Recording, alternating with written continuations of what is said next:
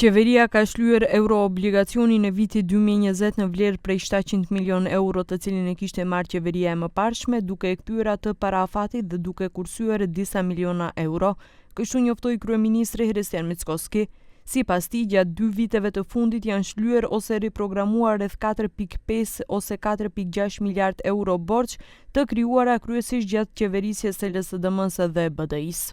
Во овие 2 години сервисирани или репрограмирани се отприлика 4,5-4,6 милиарди евра. Тоа е долг и обврски создадени од 7 години влада СДСМ и ДУИ во најголем дел.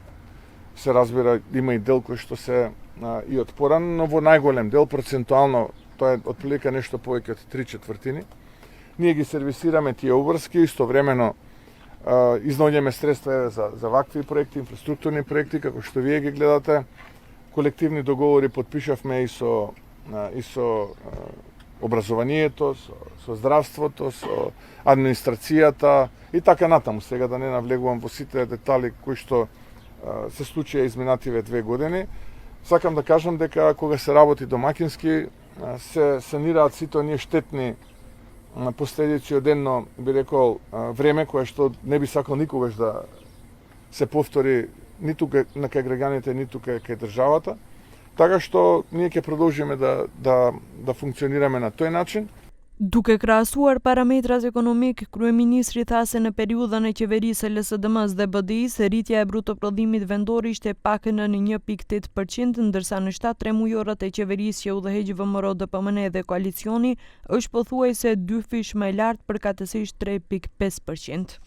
Nga ana tjetër, pas rritjes së çmimit të derivateve të naftës në bursat botërore dhe atë për 5 deri në 6% për naftën dhe prej 2 deri në 3% për benzinën, kryeministri Hristian Mickoski pret që kjo rritje të ndikojë edhe në vend.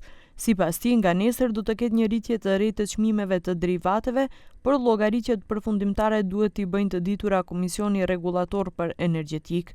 Sipas pritjeve të tij, çmimi i naftës dizel mund të rritet për rreth 2 deri në 2.5 denar për litër, ndërsa benzina për rreth 1 denar.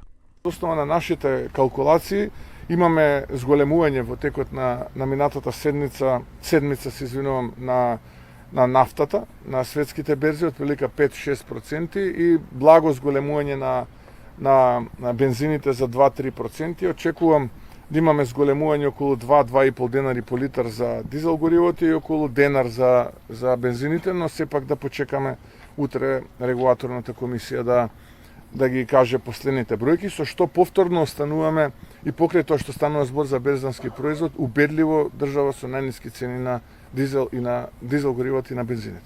Vendimin përfundimtar për çmimet e reja me pakisë të derivateve duhet ta marrë Komisioni Rregullator për Energjetik gjatë ditës së nesërme, pas së cilës çmimet e reja do të hyjnë në fuqi në përputhje me vendimin e tij.